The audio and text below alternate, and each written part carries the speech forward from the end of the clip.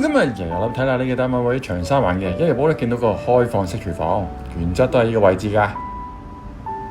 咁啊，電視應該唔係擺喺度嘅，應該擺飯台。呢邊先擺電視，咁啊擺梳化呢度啦。咁啊，浴室咧乾濕分離，好企理喎，煤氣爐嚟㗎，有啲 design 喺度。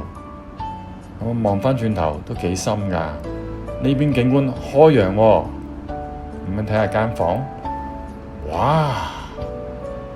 原則兩房嚟㗎，而家做咗一大房啊，兩邊大窗好光猛啊，正啊！睇下幾深，咁我哋睇下景觀，哇！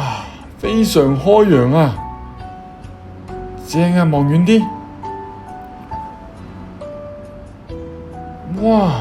原來仲有海景添啊，正啊正啊正啊！介紹翻啦，呢個盤叫寶華閣，樓齡呢41年，1985年入伙嘅，最高樓層24樓，呢個單位接近最高層噶啦。單位合共有96個，呢個單位面積267尺，哇，好實用喎！交通方面呢，步行6分鐘呢就到長沙灣地鐵站。